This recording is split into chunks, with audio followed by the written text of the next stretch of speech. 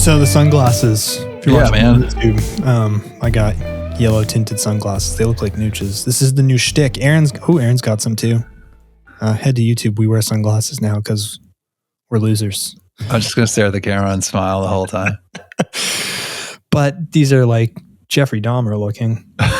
Not that that's a good thing by any means. You got on and I went, cheese and rice. This guy's going to eat What these, you said. hell is going on? It matches the shirt nicely, though. It does match. It didn't even do that on purpose. I feel like you're hunting. Yeah. Make sure. Yeah. Orange. Yeah. That's great. Target shooting. Exactly. I bought a 2-in-1 polarizer ND filter. Mm-hmm. You know, with the little slidey things you can change. Sure do. Because I was looking for a polarizer. Because I said, I think I'm a professional. I should probably act like one. Mm-hmm. Go on. And I was like, they have 2-in-1s. I don't want to be switching them over. So I paid extra for that. I think it's K&F. Is that the brand? Is that a brand? Yeah, I think I had that one, and I gotta be honest, I lost it. Oh, I thought you were gonna be like, I gotta be honest, it sucked. So No. Better one. It was good. Okay. If I remember correctly. I feel like it was one of those ones that I lost quickly, and then was like, I have an ND and I have a polarizer, so I'm not going to get that again. Yeah, but useful, definitely, especially for like filming. Yeah, like when you want to shoot it at aperture 2.8 and it's midday. Yep, very important. I was thinking like your style and your stuff. Yeah, like that would be very useful for keeping your aperture the way you want. Yeah, some people might be like, duh, but my approach has always been keeping everything super light. I like to just pick I don't like going into my bag and throwing stuff on, and it's not heavy by any means. I'm just very much, let me pick it up and shoot. You know, I've never really had problems in midday light with photography, but there's been a few times where the aperture has gotten to me filming. So I said, hey, enough's enough. And I spent like $100 on a 2-in-1. Cause then I was like, I'm not going to be bothered switching out a polarizer and an ND. Do I want to sit there and interchange them? No, I just want to have a 2-in-1. So. Yeah. Polarizers are tricky though. So I'll give you that warning in terms of your angle and where the sun is. So tell me. So I would have to look this up to make sure, but I do know. Jamie, check that real quick, like on Rogan. Yeah. Say something and then we have our producer check the fact. I'm 70% sure to 92% sure that there's an angle. The sun, like if the sun's directly at you or directly behind you, I don't think it works well. The sun, the angle of light has to be 90 degrees for it to really work its best. I could be talking out of my ass, but my point is this, is that if you are set up wrong, like you're looking at the sky with a polarizer and it's set up, it might polarize half of your view. So you get into post and you see like, oh, half the sky has the glare gone, but half the sky doesn't because of the angle and where you're pointing. So you really have to like look at it and look through the viewfinder and make sure that it's at least even in the middle, doing what it's supposed to be doing, because you do that and then you turn it vertically and then you have the complete wrong orientation for the polarizer. Sounds like I bought exactly the thing. I bought the exact thing that's going to cause a problem that I don't want. Well, I was laughing because you're like, it's not good if the sun is behind you or in front of you. So like I have a 50-50 chance. Yeah. Of it not being a pain in the ass. Great. It's just good if the sun's like to the side and glaring and then it cuts through it. Okay, well, I'll ask the sun to do that when there's a photo opportunity. But anyways, I thought I'd tell you I bought a piece of gear. We should have a button for bought a piece of gear. Yeah, you I know you since I've known you. Since I've known you, I know you that when you do buy something, it's very thought out. Well, yeah, my people know my buying things. It's when I want something. You're not impulsive. No, it's not when I want something. It's when I've hit a restriction or a limit on what my gear can do because I'm trying to do something new and I'm unable to. Mm-hmm. And skill alone isn't enough to get the outcome. Yeah, and that's good. That's That my makes gear it, policy. it is minimalist in the sense of like, what do I need to just get to this point and that's it. I don't need everything. That's an interesting, conversation too, because you can create a lot of professional work for yourself and for clients with the bare minimum. I don't think you need the top of the line stuff to really set yourself apart. I mean, no, rarely, at least the people I've been doing work for, are like, Mhm. oh, wow, R5? Oh, this guy doesn't have an R5. I don't know. Right. But I understand too that it's the better gear. It's the sum of small parts often. So I get it too. Well, sometimes it's ease, right? You don't want to be going into your bag, switching things, switching lenses. Mhm. So Tamron's 35 to 150 is a very versatile lens for a lot of jobs, especially in the client world. So do I need that lens when I have a 24 to 70? Probably not. I can move but it just gives me a little bit more of that range in the moment, Yeah. so it's like it can make the job easier. Doesn't necessarily make you better, but it can make the job easier. It can make it more efficient. That your Osmo, man, what a cool tool to be able to do a lot of the things that you want to do very quickly and have good results, but not be like, I need 20 minutes to set up a gimbal, get my aperture right, get everything. Like, it's just the outcome versus the work put into it. Sometimes tools just are right for the job and help you to be as efficient and minimalist as possible. What was the Burkhardt quote that he said when he was on our show? The best gear, the best camera is the one you're going to use. The one you want, the one you want to use or the one you're going to use. Yes. Yeah. I mean, Something I like flip that. out that little Osmo on jobs all the time where like I'm supposed to be the pro and like I am the pro on set or whatever, but I just have this little dinky Osmo. No one has said anything like, where's your real camera? Like people are amazed. Yeah. It's great quality. It's Yeah. only going to get better and smaller and easier, all this stuff. So it is very cool, just where things are going. I guess rewinding what I was saying when I was mentioning, you can do a lot of great stuff with minimal gear. Don't let not having the best gear be an excuse, I guess is really the point I wanted to make from saying no to an opportunity or a job, etc. Yeah. Right? And find stuff that is versatile, can do a lot of things. The Osmo can do a lot of things for you. You can use it for this recording right now. You can use it for walkthroughs. You can use it to do interviews, like a bunch of things for it. You don't need to get a ton of equipment to specialize in every exact thing. It's like, why not have every prime lens, right? But that becomes a pain in the ass. It just does. A 24 to 70 or a 35 to 150 from Tamron is a wonderful thing. 200 to 600, wonderful. I mean, how many times? No, Matt's listening, but like he had a 600 prime, awesome. He was lugging that thing around, having to switch it off, put on a shorter lens, put it back on. That becomes cumbersome, right? Yeah. But that was the best thing for the specific thing. Yeah, exactly. Yeah. I mean, I'd be more stressed out about being on the hook for 16 grand to the Nikon Pro community if I lost that thing. Yeah. Insane. Think about like my musical habit too is playing guitar takes practice on any one of my guitars. And I collect guitars and I have a bunch of them that's a different sound. That sounds totally different. That's what my favorite band uses. That's what this blues sounds like. That's what slide guitar sounds like. But to really get great at the craft, I need one guitar. They're all strung the same. It's all the same fretting. It's all basically the same. So that main skill, you just need what you're going to use. What's your favorite guitar? What are you going to pick up the most and play the most versus having a closet filled with them?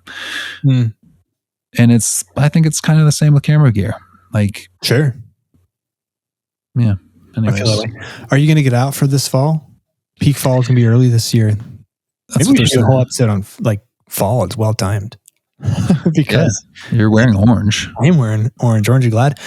The past few years, I've kind of just like haven't been as big on getting out and shooting the typical stereotypical color pop fruity pebbles that I used to, for a few reasons. I think like the pressure, the time pressure, and feeling like you got to put stuff out has kind of in the past couple of years put me off to the whole fall shenanigans. I'm not trying to be a downer here. If that's your thing, go for it. But I had a really good time last year shooting fall, where I intentionally went out and said, I'm not even going to look out at colors. I'm going to look down and around at, it's a wet time of season where I am, moss on tree roots, mushrooms, leaf patterns on the ground. I had such a good time. I had such a good time shooting fall, but not shooting fall in the way that it's brilliantly showcased on our phones. I'm not saying that's better. I just wanted to, share that in case anybody feels like there's a pressure to capture autumn on the East Coast, perhaps the West Coast. I know there's larches. In a way that ends up making it almost not fun. It's supposed to be fun, right? If you want to go out with your drone and do all that, and get all those crazy mixed color pops, by all means. But I mean, there shouldn't be a stress to feel like you have to and that you have to get it out.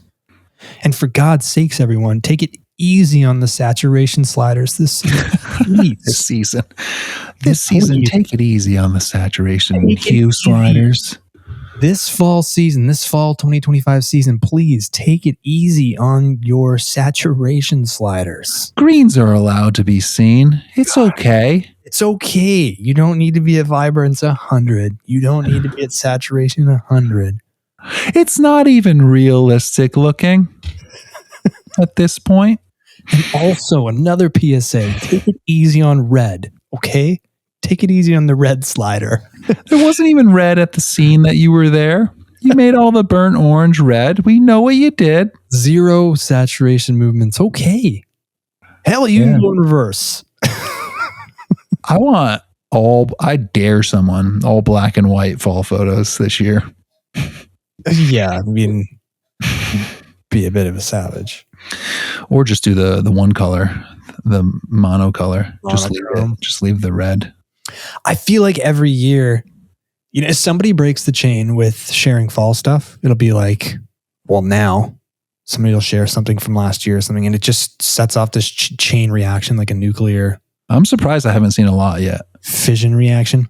And I think what ends up happening is the people confuse.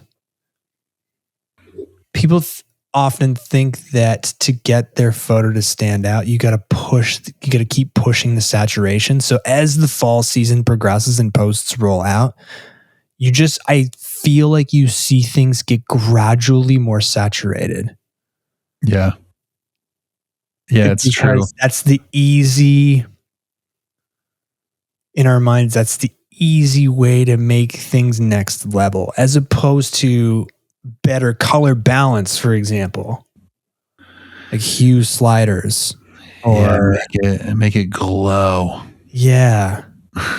So again, PSA, I'm looking right at the camera. This fall season, please take it easy on your saturation slider. Don't abuse it. Don't push it too hard. It's delicate. Please. Yeah. You're not impressing anyone with these fake colors. It's not what it looks like. Saturation 100, export it, re-import it back into Lightroom, and then 100 again. Imagine all the poor bastards that are seeing these and flying and spending thousands to see this. Like, I need to see this nuclear fall that everyone's talking about in New England. Like, I will pay to go see that. And then they get here and they're like, this is not what the pictures look like. We need a fall merch line that says Take it easy on your saturation. Your Anyways, sliders. I don't know. Are you going to get out this season? What are you thinking?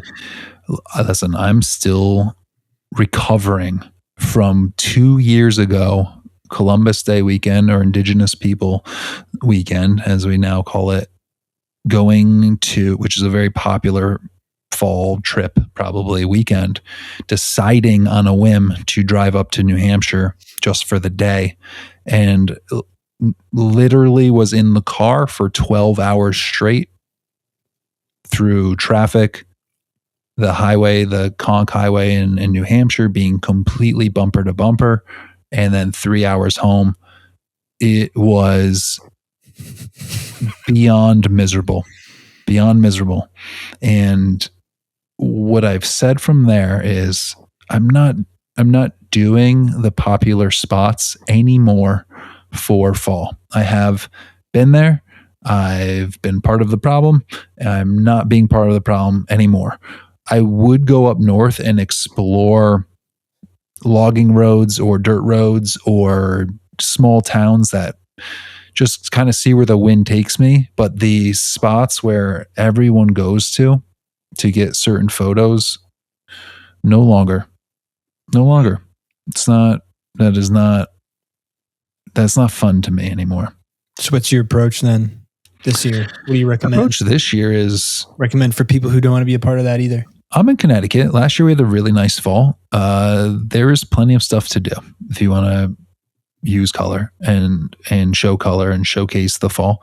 And you can use your sliders to make things pop and make things a little bit more special than they maybe were to your eye. But find some small woodland areas, a small waterfall with the trees around it that are going to change. Start searching now. Start looking now for, oh, that's a nice composition. That'll be really nice with the leaves color and changing and all that. And do it.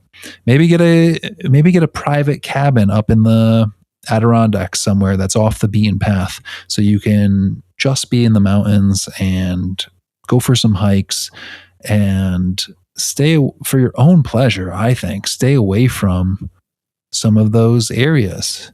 Like I feel very lucky that I got into photography just as it was exploding, just before COVID, just before it became this whirlwind of stuff. I photographed Artist Bluff as a beautiful hike in New Hampshire, very short, very picturesque hike with highways and mountains and a lake and a ski resort to your right, and very beautiful. You've seen it 100 times, if not 1,000. I went straight up in peak fall, went down, took my photo, went up, took my photo, went down, get in the car, go get the train that's coming through the mountains. Like I was walking and hiking and driving with free will. You've seen, maybe you haven't, but you've seen the reels of like the line. There's a literal hiking line going up this mountain, waiting in line to get to the top, where now there's 200 people sitting there. Like it's not peaceful or fun. That takes away the part that's so beautiful about photography, to me at least, is of course getting the photo is a big percent of photography, but there's a whole other percentage that's like being in nature, feeling peace, feeling quiet, feeling stillness. I'm not going to nature to literally be in like the most crowded subway station in New York City. That's not fun. That's taking out a huge chunk, a huge percentage of the enjoyment for me. And it's just become like, oh, I've already done that, so I definitely don't need to do that again, and add to the problem, first of all, and experience it in a way worse way that's going to leave a bad taste in my mouth. So there's that. I do think too. What's changed in your mindset between now and then? I feel like probably when you were doing that, part of you somewhere inside was probably like, this would be a really good photo for my Instagram engagement. It's pretty. Yeah. Well, you see, just like now, today, you see spots. Listen, Yellowstone is like a bucket list place for me. I don't know if it is for me personally. Well, it is in its essence. Sure. but it's not because of what it has become. Right. I just saw a clip of someone is said somewhere in BC, and like the highway was completely filled with people parking off the side, and the guy is talking. And he's like, "This is what happens when everyone posts like exactly where it is. Like we can't even get through the highway now because it's a parking lot." And it was like it was an absolute disaster. What were they And shooting? he didn't say, because I think that was his point, but it just was. I don't know what it was. Yes, so at the time, and now it's like, oh, that's a iconic photo. The Tetons, at Yellowstone, Glacier National Park, those things are iconic things. Angel's Landing, that's iconic. That's worth it though. That's a Yeah, sick hike. that's worth it. But they also limit it. They also put a limit on it and Right. minimize it, and you need a pass, and there's only so many people on there at a time, so it makes it doable. But I think back then there was like oh, that's a beautiful spot. Oh, it's a 2-mile hike. It's not that bad. Oh, I'm going to go try it out without knowing what it was going to be like. And then you do it and you're like, that was really pleasant. I sat up here. My son was up here. We Yeah. saw a beautiful sunrise. I got some photos. We headed back down. Let's go to our next spot. And then you see a couple years later, I remember that hike. And then there's a literal line like going up this steep part of this hike. It looked like the line into Everest. It's the same thing. Like Right. climbing Everest is an amazing feat, but now it's like, Jesus, does anyone really want to do that? Going like back to back to back to back to back, a line all the way up. Right. It just takes something away from it, for sure. Yeah, definitely. I think I would suggest for people who maybe don't want to get on a photograph fall on the East Coast or wherever they are, and they don't want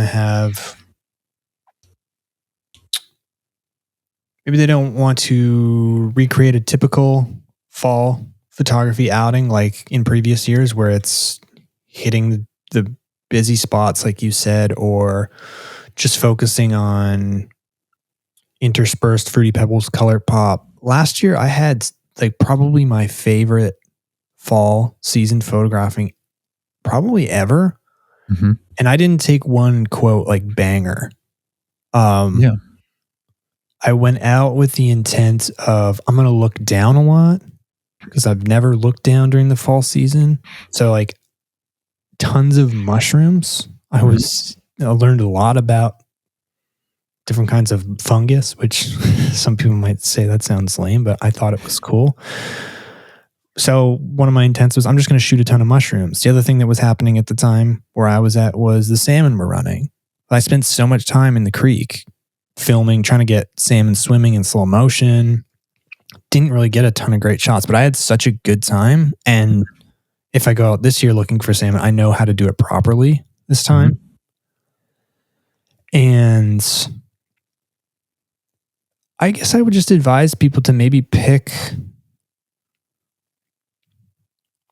a niche subtopic within fall to go out and focus on. Maybe it's log cabins. Maybe it's fungus. Maybe it's the salmon running.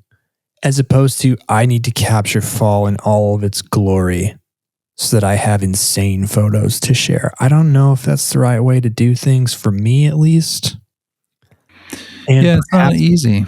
No. And perhaps, like you said, it will bring you some peace that maybe is a byproduct from feeling like you have like a little bit more agency. Yeah. I would say if you've never done it and you're a new listener and you're so excited for your New England fall, don't let us scare you. Go to the places you're going to go to. Here are some tips. Stay away from sunset. Try to get up super early and get to your spots and go to sunrises. First of all, it's way more peaceful. I think it's amazing. I think everyone should see a sunrise at least, I don't know, once a month. See the sun come up in that sort of quiet, in that peace, meditative state, whatever you want to do or call it.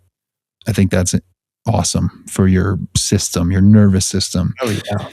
And it keeps away a lot of tourists, right? It just really does. It keeps away the families with going 4 kids deep on a hike. Like they're going out midday, and the non-photographers are going to not be there typically.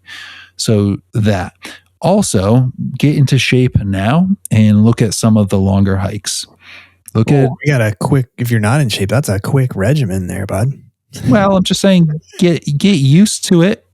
Get after it a little bit and find something where it's a 10-mile hike on New Hampshire ridges, Indian Head. It's 10 miles out and back. You're going to get an amazing spot. There's only going to be a certain population of people that get that far. Mm-hmm. And it could be crowded. It could be a little bit busy, but I guarantee it's not going to be Artist Bluff. That's only a mile hike that allows almost anyone can do a mile hike and see exactly what you want to see. So find these spots, find these sort of off the beaten path hikes. If you're seeing a ton of those photos on Instagram, like you better really love that photo to say, I'm going to drive and go do that, because it will be ridiculously busy. And especially if you are like, I only have the weekends because I work full time. Mm-hmm. Yeah. I suggest going midweek, early mornings, long hikes, and doing what Seth's doing is like, look around, make your most out of the hike. My last tip, I think, unless something else comes up, is if you do make the trip to do any of these things,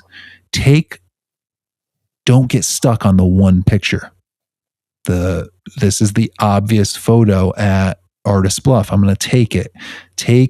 Zoom in, zoom out, switch lenses, stay up there a long time, take pictures of yourself, take pictures of everything possible, because I can go nowhere this fall and go back to my fall trips from the Adirondacks, New Hampshire, Vermont, Maine, and I can completely fill a grid with fall stuff because I've been there and I took a bunch of photos. Yeah. So if that's important to you, we realize people posting their grid. Yeah. If that's important to you to have fall photos and get a bunch of them and not feel like next year, I have to go out again because I don't have anything fresh. You can do a lot just being there. Yeah. I mean, you took the words right out of my mouth too. I was going to, talk. One of my tips was going to be and I was going to pose the question back to you, like, what does a well-rounded fall catalog look like? And it's exactly what you said. It's zooming in, it's zooming out, it's pointing up, it's pointing down. It's different textures, it's water, it's moss. It's, for me anyways, this is my opinion. So for example, a vibrant leaf on the ground surrounded by dead leaves. And then it's a waterfall surrounded by mixed colored foliage, and then mushrooms. And I feel like if you stop along your hike and you look around and you zoom in and you zoom out, you get close to things and you take those photos that are maybe B grade, C grade. When you put them in an album, it's the glue, right? We've talked about that. Mm-hmm. And I think you come away with a nicely put together catalog of the season. Yeah. I think it's important that not every, this may be controversial. I think it's important that not every photo on its own is a banger or insanely good. Yeah. I think the B minus, the B photo, when it's on its own, it's a B or a B minus. Put in a row or in a catalog with your A makes the A an A plus. It makes the story make sense. I mean, think about it like a book. If every chapter of the book was the climax, nothing is the climax. Right. You need lulls in the story. You need peaks, excitement. You need the drop off if you're reviewing it in sequence. And I like to think about that when putting together even with clients, as they're scrolling through in Google Drive, I think it makes sense to have that almost like story arc.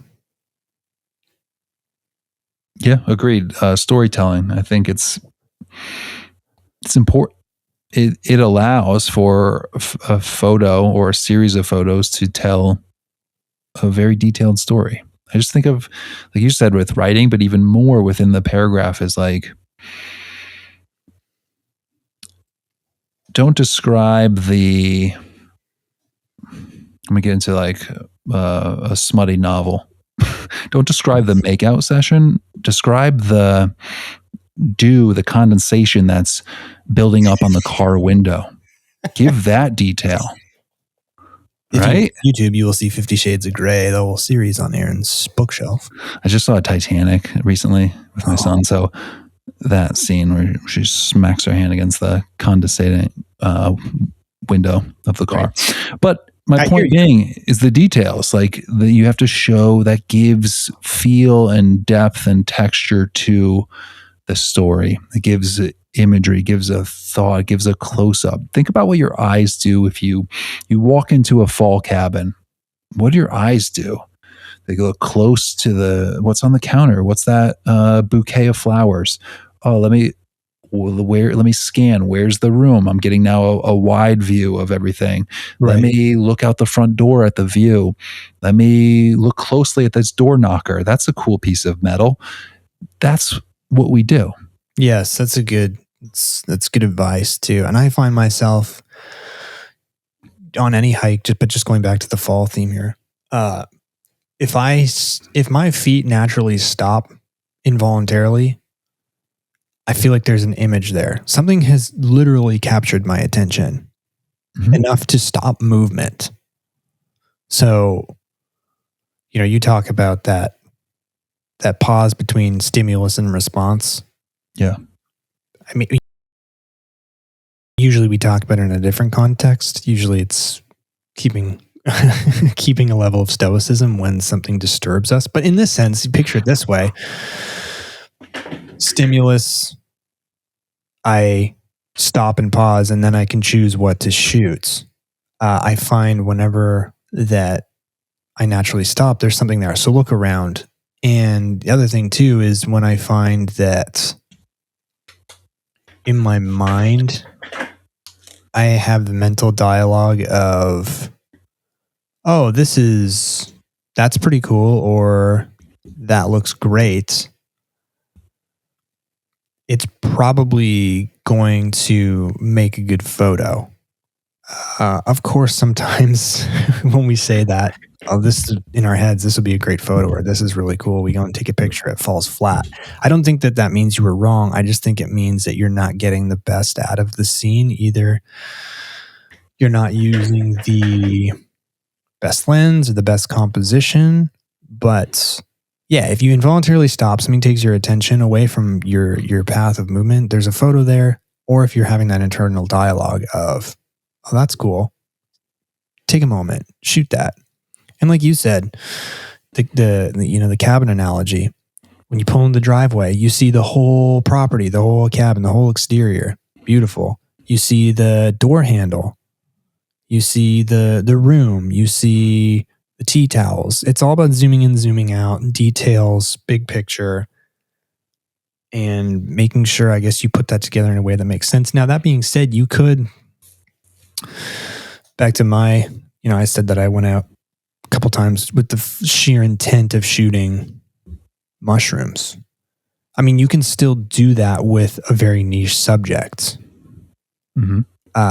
Different focal lengths, different compositions, top down, zoomed in, macro. Like there's still within that sub niche a way to have that story arc, but have your subject be all similar. Or you can go, like we were suggesting, out in another way, which is just have a completely diverse portfolio, which then it's even easier to accomplish that. Yeah, and I understand people listening that I'm probably talking from a spoiled and Seth too, like we're in similar areas with fall, right? Like it's all around us. So people that are traveling or don't see this, it is definitely probably has a bit more special feeling towards it. And I really appreciate that. It's the same as me seeing the mountains out west. Like it's incredible. And Yeah. I'm going to go to the normal places and the popular places and take all the photos that everyone wants to see those places. Maybe I mean, not your there's third or fourth time though. right. Sure. So people that maybe we're talking to people that have done this more or want to have a good experience. Well, listen, I guess then this is applicable to anybody who has something extraordinary in their area that is now normal to them. And that applies to everyone. Every area has something that is extraordinary to the rest of the population, but is just your everyday life. Yeah. And I do think it's interesting to think about what your goal is for the season or for a trip or whatever it may be. If wildlife in fall is your goal, then going to these crowded places is not the best bet. And the landscape behind it doesn't matter as much as getting just sort of that golden color behind any animals that you know. If I were to do wildlife only this fall without travel, I would stay in Connecticut. Without plane travel, I would stay in Connecticut and go to the places I know when the colors were popping the best that they can and try to get the photos that I want.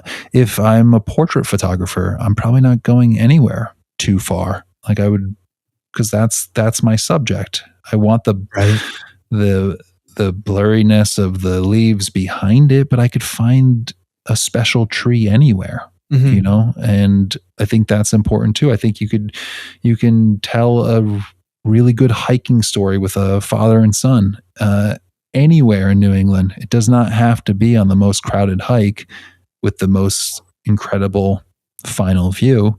You can tell a really sweet story in the backwoods of Hebron, Connecticut, you know? Yeah. Why do I know that? Hebron, Connecticut. I'm not sure. It's the town next to me. You've been into my place. That's why. That's our Banks branch. No. Yes, it is. It's Hebron something way. Oh, Hebron Avenue. Yeah, yes. Hebron Avenue. Yep. You're right. He says no. Well, the town. We haven't been to the town. But yeah, you're right. The street name is Hebron Ave.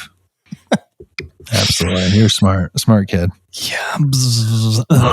The other thing I'll say too is if you are someone who has access to some really pretty fall colors, what a time to leverage that competitive advantage with some potential client work, or to we talk about making a body of work all the time. A lot of these companies maybe don't have access to this backdrop, or photographers that live in the same area that you do that have that backdrop. So maybe if you're looking to not have that typical, or not have like a typical fall where you're going out and shooting just color blasting, you could create a body or some bodies of work, either as proof of concept or a direct pitch prior to the peak happening. I mean, running out of time. I think it's going to be early this year for fall, but just something to think about. We talk about leveraging our competitive advantages, and there's a free one for you if you live in this area on the East Coast or anywhere that has beautiful colors during the fall. That's not everywhere. So yeah, I think too, like Seth's saying, plan ahead with that. Plan ahead. Try to get really creative, really crazy. Set up a shoot. It's so easy to just get into especially with places that are, this is the shot. Okay, I'm going to drive 3 hours to go get this shot. It's like there's no thought really involved in that, versus I need to create something in boring Connecticut. There's and I'm saying that sarcastically. One of my favorite fall roads is in my town, down the street next to a park. My It's an favorite S. fall road is my road. Yeah, it's an S curve. It's less than a mile away. I don't have to travel anywhere, and it's like one that I want to go back to every year and be like, I want to capture some cool car that's coming down this road. Right. And it's neat, and it's just right there.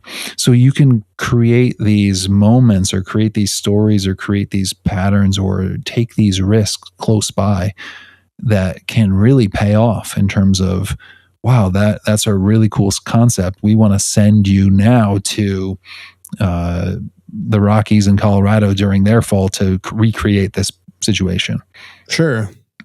So I think being creative and going out with intention on what you want to do versus just sort of following the hot spots and blindly taking the photo that literally tens of thousands of people have already posted. Mm-hmm. We talked a lot on this show about purposely introducing restrictions, whether it's I can only take 400 photos this trip, or I can only use my 50 millimeter prime on this outing. Maybe a cool one to, force some creativity would be I can only travel within a mile radius. Yeah.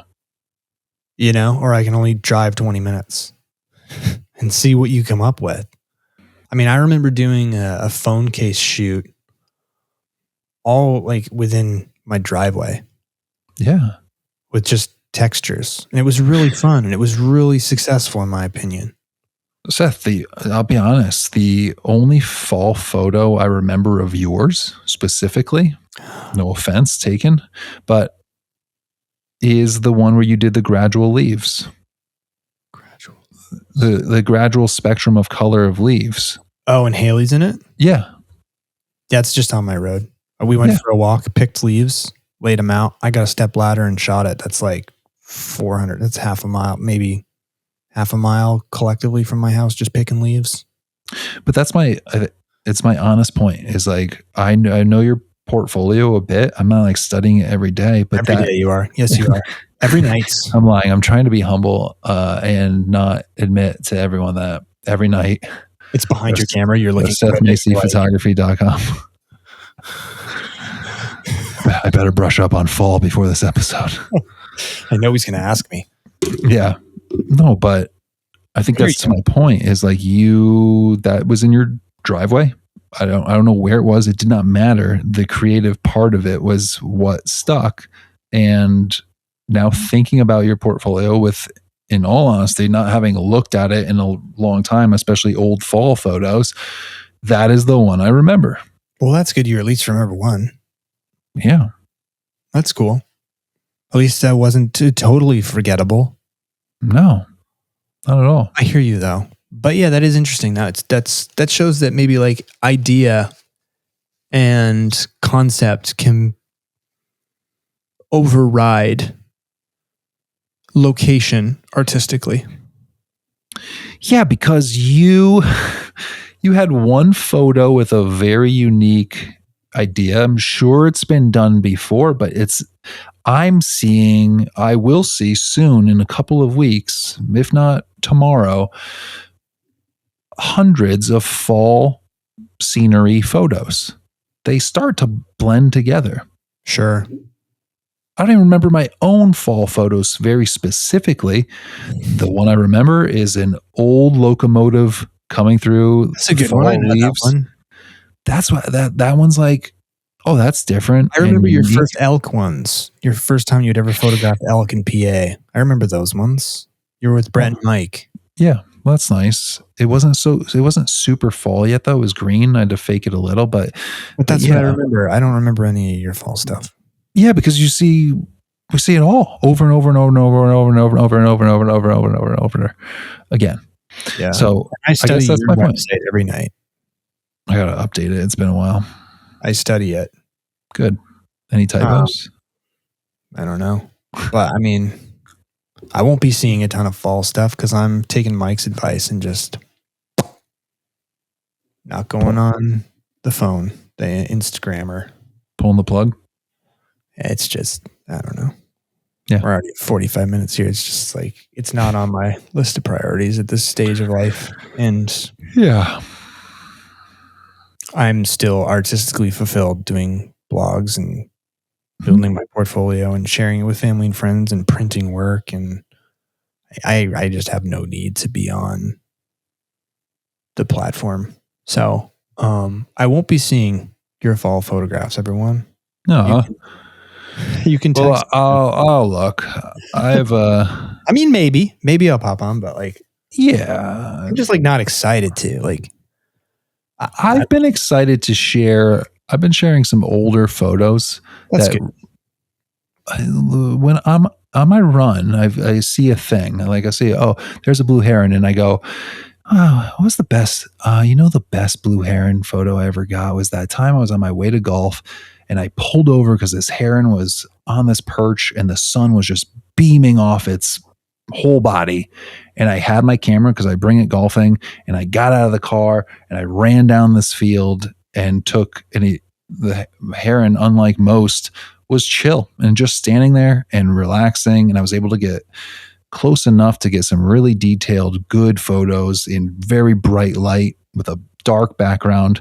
And I remember that while I was running, and I was like, I'm going to dig those up and just re-edit that, take a That's look nice. at that photo and relive it Yeah. and post it. And Yeah. I'm going to do, when things come up like that, that's when I say, hey, I'm going to take some time to edit a photo and have some fun. And what am I going to do with it? I'm going to post it. Yeah, I'm not going to go crazy with hashtags. I'm not going to go crazy with, I got to reply to every comment and blah, blah, blah. I'm just going to post it. Sure. Maybe make a funny pun here and there. Maybe you've convinced me. We'll see. Just like, I guess what I'm saying is it's like, I'm indifferent. Like, great. If not, so be it. If be good. I think like you told me, I don't know if this is still your philosophy, but it might've been 2 years ago. You had stopped drinking for a while. It had been a while. And I said like, hey, is this like a forever thing? And you're like, I'm just being very conscious about what it is. If there's a special occasion and we're cheersing champagne, I'm not going to be like, no. Like, yeah. I can cheer champagne and move on. It just doesn't have to be I'm at a concert, I have to drink because I'm at a concert and my friends are drinking. Yeah, I think for me, it's always feeling like I have agency. Agency, good word. Right. So every 29 days out of the month, I say no to drinking. And then a buddy's in town and we want to have a Guinness. It's my favorite beer. Mm-hmm.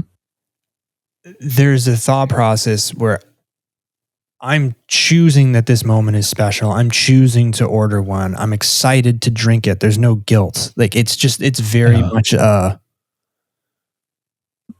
I don't know. Conscious decision. It's conscious decision. It's like not an impulsive reach for something. It's not a distracting from something else. It's not it's a very conscious. And I think if people can get that way with social media, where it's like, that's what I'm saying. Yes. With everything. Yeah. It's the same thing. Like, oh, I just thought about that really cool photo. I'm going to edit that and I'm going to throw it up there because that's where I throw up my edited photos. As opposed to, I need to have. It's Monday, Wednesday, Friday. Yeah. I have to post at 11 because that's when my audience is most engaged. Yeah. I have to make sure to like everyone's comment from the previous post so that they're notified that I just posted a new one and put it on my. It can get wackadoo. You're not in control. You're not in control at that point, and it can get away from you. So, like that example you brought up is great. Because if you say, I'm going to say, I understand that some people need to say no to drinking forever, like not even one. I get that.